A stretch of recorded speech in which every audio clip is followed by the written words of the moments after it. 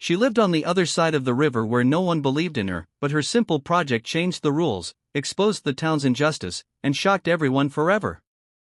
The day the lines were drawn, in the small town of Briar Glen, the river divided more than land, it divided people and their chances. On the eastern bank stood tall brick houses with neat gardens and bright windows. On the western bank small wooden homes pressed close together as if they were bracing against the wind. Everyone claimed the river was only water, yet children understood that it marked an invisible border between privilege and struggle. Emma Carter lived on the western side in a house with a leaking roof and thin walls that could not keep out the winter cold. Every morning she crossed the old iron bridge to attend Hawthorne School, which rose proudly among the polished streets of the east. Inside the classrooms the differences were quiet but clear. Students from the eastern bank carried new textbooks and colorful supplies, while Emma and the others from her side shared worn books with missing pages and faded covers. When the teacher asked questions, confident voices from the east filled the room, while Emma often stayed silent, fearing that her mistakes would confirm what some already believed about her neighborhood. At lunch the tables separated into familiar groups divided by more than friendship. One afternoon the principal announced a science fair and promised that the winner would receive a scholarship to a respected academy in the city.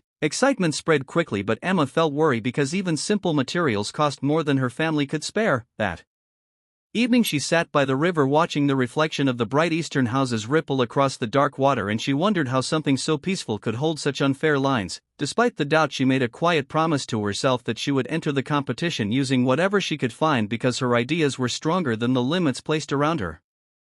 The cost of an idea. The next morning Emma began to plan her project with careful determination that felt heavier than her school bag. She decided to build a simple water filtration system to prove that even the river dividing the town could be cleaned and shared safely. She spent the afternoon searching through recycling bins behind shops, collecting plastic bottles, small stones, and pieces of charcoal. Her fingers grew cold and dirty, yet her thoughts remained clear and focused. When she asked her science teacher for advice, he nodded politely but quickly turned to help Oliver Grant from the Eastern Bank, whose table was already covered with expensive equipment ordered online. Emma noticed how easily support followed confidence and how confidence often followed money. At home her mother listened quietly as Emma explained her idea, and although worry flickered in her tired eyes, she offered an old kitchen sieve and a roll of gauze from a first aid kit. They worked together at the small table near the window, cutting bottles and layering sand and charcoal while the wind slipped through the cracks in the walls. Across the river bright lights glowed in spacious kitchens where other students assembled polished projects with professional kits and printed labels. At school whispers floated through the halls about which project would surely win, and most names mentioned belonged to the eastern side. Emma felt the familiar pressure of being expected to fail before she even began, yet each time doubt crept into her mind, she remembered the river water moving steadily forward, never asking permission from the banks that tried to contain it, and she chose to believe that her idea, like the river, could find its way through any barrier placed before it.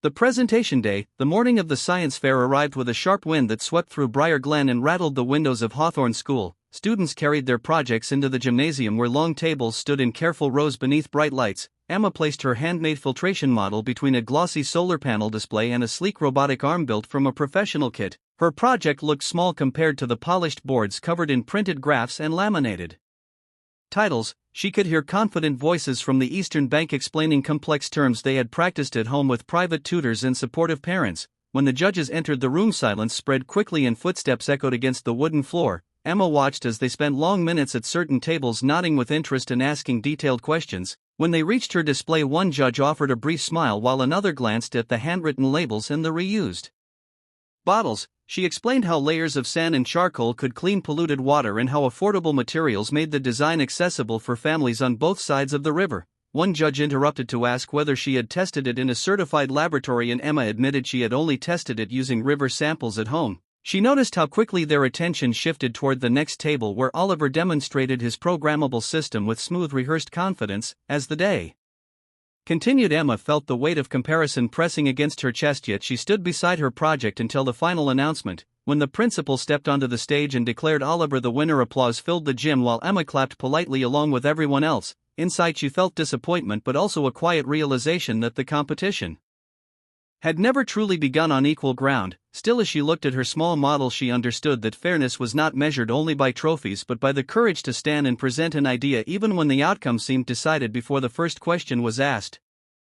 After the applause, when the crowd slowly dispersed and the banners were taken down from the gym walls, Emma remained beside her table, carefully unscrewing the bottles of her filtration model. laughter echoed from the far corner where Oliver stood, surrounded by friends and teachers who praised his achievement and spoke about his bright future at the academy in the city. No one said directly that the result was expected, yet the tone of their voices carried that message clearly. One of the judges passed by Emma without recognizing her and commented to another that some projects were charming but not competitive. The word charming settled heavily in her mind because it sounded like a polite way to say small. As she packed her materials into a worn cardboard box, she noticed a damp stain spreading across the gym floor from a cup of spilled river water used in her demonstration. For a brief moment she considered leaving it there as a quiet protest, but instead she found paper towels and cleaned it herself. Outside the building, the afternoon sky hung low and gray above the bridge connecting the two sides of town. Emma began the walk home alone, carrying her box, while groups of students from the Eastern Bank celebrated plans for the weekend. Halfway across the bridge she stopped and looked down at the river moving steadily beneath the iron rails. It did not slow for winners or losers, and it did not change direction because of applause. She realized that the unfairness she felt was larger than a single competition and older than any of the students in that gym, yet she also understood that giving up would only make the line between the banks stronger. So as the wind tugged at her coat, she made another promise, not about prizes but about persistence. She would find a way to prove that ideas from the western side deserved more than polite smiles and brief attention, even if it meant challenging rules that had quietly favored one bank for generations. A different kind of test. The week after the science fair, the town returned to its rhythm, yet something inside Emma had shifted. She still crossed the bridge each morning, but now she observed more carefully how teachers praised certain students before they even spoke and how expectations shaped every conversation. One afternoon, heavy rain began to fall without warning, and by the end of the school day the river had risen dangerously close to its banks. Water flooded several streets on the western side first because the drainage system there had not been repaired in years. Rumors spread quickly that the school might close if conditions worsened. The principal called for volunteers to help move supplies from the lower storage rooms to higher floors. Many students hesitated, worried about their clothes and phones, yet Emma stepped forward without thinking. She knew what rising water could do to fragile homes. Soon a small group joined her, including Oliver, who looked uncomfortable but determined. Together they carried boxes of books and equipment up narrow staircases while rain hammered against the windows. At one point muddy water began seeping under a side door near the gym where the science fair had taken place. Without waiting for instructions, Emma quickly explained how to block the gap using sandbags and plastic sheets layered tightly, just like the filters in her project. The adults followed her plan and the flow slowed. For the first time teachers listened to her without interruption, and her voice did not tremble. As the storm continued outside, Emma realized that real tests did not come with judges or trophies. They arrived suddenly and revealed whose ideas truly worked when it mattered most. When the water receded, by morning the rain had softened to a thin mist and the river slowly retreated back within its banks. The school remained standing and the damage was smaller than many had feared. Teachers moved through the halls inspecting walls and floors while students whispered about the storm and the long night. Word quietly spread that Emma had directed the effort to block the water near the gym, and several staff members thanked her with a new tone of respect. Oliver approached her by the lockers and admitted that her quick thinking had saved expensive equipment, including his own project materials. His voice lacked the usual confidence, and for the first time it sounded equal. Later that day, the principal announced over the intercom that the school would hold a community meeting to discuss improving flood protection, especially for the western side of town, which had suffered the most. Emma listened carefully as he mentioned student initiative without naming her directly yet. She understood that recognition did not always need applause. After classes she walked home across the bridge and noticed volunteers from both banks filling sandbags together along the lower streets. The invisible line dividing the town seemed thinner in the gray light. Neighbors who rarely crossed the river now stood side by side, passing supplies hand to hand. Emma felt a quiet strength growing inside her, not because she had defeated injustice but because she had proven that it could be challenged. She understood that unfair systems did not collapse in a single dramatic moment, yet small actions could loosen their foundations. As she reached her house and saw her mother repairing a damaged fence, she shared the news about the meeting and the change in attitude at school. Her mother smiled with tired pride and said that sometimes people needed to see the truth in action before they were ready to hear it in words. Voices at the meeting. A few days later, the community gathered in the school auditorium to discuss the flooding and the unequal protection between the two sides of town. Parents from the Western Bank spoke about damaged basements, ruined furniture, and years of ignored repair requests. Officials responded with careful phrases about limited budgets and long-term plans. Emma sat beside her mother listening as familiar excuses filled the room. When the principal invited students to share their experiences, a heavy silence followed because young voices were rarely taken seriously in such meetings. Emma felt her heart race, yet she stood up and walked to the microphone before doubt could stop her. she described how the drainage systems on the western streets clogged easily and how simple affordable filtration barriers like the one in her project could reduce debris and slow flooding. Some adults looked surprised while others exchanged uncertain glances. She spoke clearly about fairness. Not as a complaint but as a practical need for the safety of the entire town, because the river did not choose one bank over the other during a storm. This time no one interrupted her. When she finished, a few people began to clap and the sound gradually spread across the room. Even those who disagreed could not dismiss her as merely charming. The mayor finally admitted that resources had not been distributed evenly and promised to review the town budget with greater transparency. It was not a complete victory yet. It was the first public acknowledgement that the line drawn by the river had been reinforced by human decisions. As Emma returned to her seat, she understood that injustice often survives in silence and that speaking aloud can be the first crack in its foundation.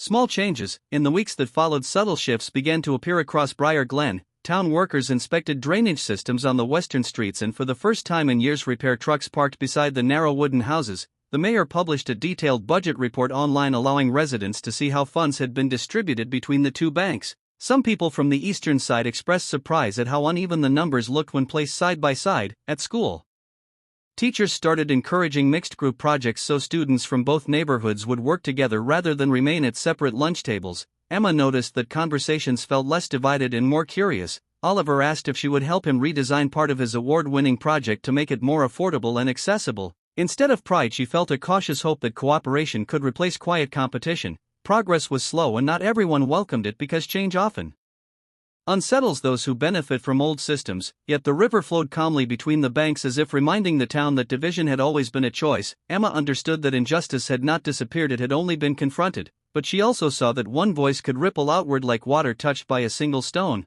and for the first time the bridge she crossed each day felt less like a boundary and more like a connection waiting to be strengthened. The new project. As winter approached, Emma began to plan another project for school. This time she wanted to focus on clean water solutions for the entire town rather than just the science fair. She sketched designs late into the night by candlelight because the heating in her house was weak and flickering lights reminded her how little her family had. She collected old pipes, jars and pieces of cloth from neighbors who were willing to donate. The project grew slowly but with careful attention. At school, some students whispered that she was trying something impossible, but Emma ignored them. She enlisted Oliver's help to build a small pump system using parts from his old project and combined it with her inexpensive filtration layers. Together they tested how water from the river could pass through sand, charcoal and cloth filters and come out cleaner. During the trials, the first attempts leaked or clogged, but Emma's persistence never wavered. Each failure taught her a small adjustment, and every improvement made her more confident. Teachers began to notice the effort, and one of them asked if she could present the system at the upcoming town council meeting. Emma hesitated because public speaking had never been easy, but she remembered the community meeting after the flood and realized that ideas needed voices as much as they needed materials. She accepted and began preparing notes that emphasized practicality, fairness, and access for everyone, not only winning or recognition. She felt a quiet excitement because for the first time her work could influence more than a single classroom. It could reach the people whose decisions affected the safety and lives of her neighbors on the western bank.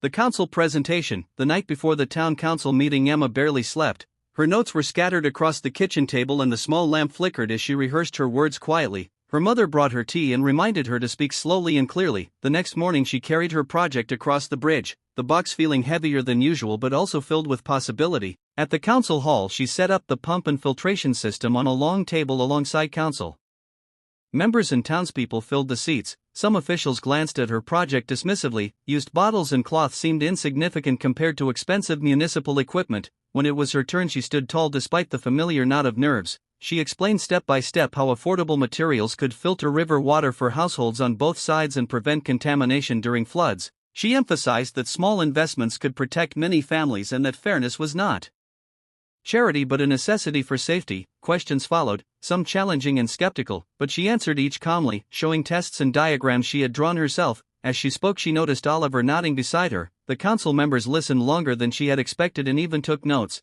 When she finished, there was silence. Then one official finally said that her approach deserved consideration in the upcoming town budget. Applause came from parts of the audience, including neighbors. From the western bank, Emma felt a quiet pride, not for recognition, but for speaking truth to those who had the power to act and for proving that even small ideas could demand attention when presented with courage and clarity. Ripples of change. After the council meeting, word spread quickly through Briar Glen about Emma's filtration project. Neighbors from both sides of the river visited her home to see the system and ask questions. Some offered spare jars, old pipes, and cloth to help her expand the design. At school, teachers began to include Western side students in more visible roles, encouraging them to lead experiments or present findings. Emma noticed subtle shifts in how students spoke to each other and how confidence no longer followed only the Eastern Bank. Oliver worked closely with her after classes, sharing parts of his old project to make the filtration system more efficient and accessible. Together they tested variations and recorded results. Even students who had once whispered that her ideas were charming but small now paused to watch the experiments with curiosity. The principal mentioned her efforts during assembly, highlighting collaboration and initiative as examples for everyone. Emma felt a strange mix of pride and caution, knowing that recognition alone could not dismantle decades of inequality. Still, she began to see ripples forming, small but persistent, like the river that flowed steadily between the two banks. Each ripple was an idea shared, a barrier questioned, a voice raised. She understood that change did not need to be sudden or dramatic to matter, it only needed to move forward consistently, slowly breaking the invisible line that had kept so many separated and underestimated for so long.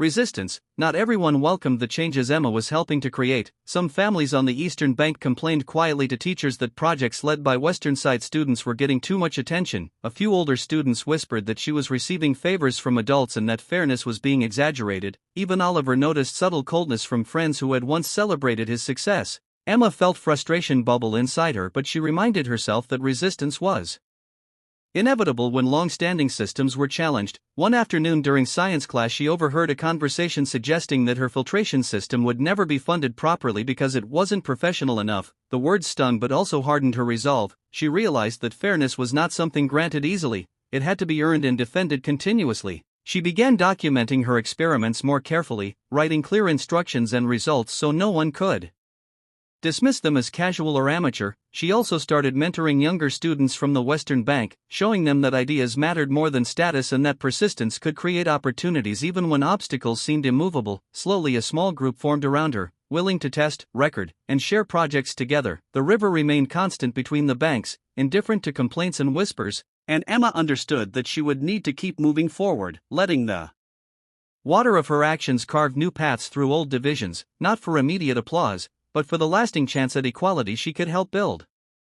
Recognition at last. Months passed and Emma's filtration project continued to gain attention beyond her school. A local newspaper published a story about her initiative, highlighting how students from the Western Bank were designing practical solutions for their community. The article included pictures of her and Oliver testing the system with neighbors watching and assisting. Suddenly more people began to offer support. A small grant from a city foundation provided materials to expand the filters to several homes. Even some teachers who had previously overlooked her efforts now invited her to demonstrate the system during science lessons. At school the atmosphere shifted subtly. Students from both banks started collaborating more naturally, sharing ideas and tools without hesitation. Oliver became her regular partner, and together they experimented with ways to make the system cheaper and more efficient. One afternoon the principal called her to the office and explained that the town council wanted her to present the project at a regional youth innovation fair. Emma felt nervous because this was a larger stage but also a quiet thrill at the possibility to show that her ideas could travel beyond Briar Glen. For the first time she realized that her efforts, which had begun as a personal challenge against unfair conditions, were now recognized as valuable by people who had once ignored her. She understood that persistence, clarity, and courage could force attention even from those who benefit from old divisions, and that fairness could be carved slowly but surely when action met opportunity. A wider stage. The day of the Regional Youth Innovation Fair arrived with crisp sunlight streaming through the exhibition hall windows. Emma and Oliver carried their expanded filtration system to a long table alongside projects from students across the county. Some displays gleamed with professional equipment while others were creative but humble. Emma felt a familiar knot of nerves as judges moved from table to table, asking detailed questions and taking notes. When they reached her system, she explained step by step how affordable materials could filter river water and how the design could be scaled for households of any size. She emphasized practicality, fairness, and community impact rather than complexity or flashiness. A few judges raised eyebrows at the simplicity of her materials but nodded as she demonstrated the results with clean water flowing steadily from the last filter layer. Oliver supported her quietly, showing how parts from his own project made the system more efficient without increasing cost. By the end of the day, several attendees approached her asking for instructions and offering contacts for funding. One city engineer remarked that her work could inspire solutions in other small towns facing similar challenges. Emma realized that the unfairness she had faced in Briar Glen had not disappeared, but her ideas had now reached a stage where they could influence people beyond the riverbanks that once limited her. For the first time, she felt the scale of impact her persistence could achieve, and the bridge between unfairness and opportunity no longer seemed insurmountable. She understood that every small project, every patient explanation, and every act of courage could ripple outward like water, reaching places no one had expected. The river between. After the fair, Emma returned to Briar Glen carrying not only the expanded filtration system but also a quiet confidence she had never known before. The town felt smaller somehow, as if the river no longer separated opportunity as completely as it once had. Students from both banks approached her with questions, sharing ideas and offering to help test improvements.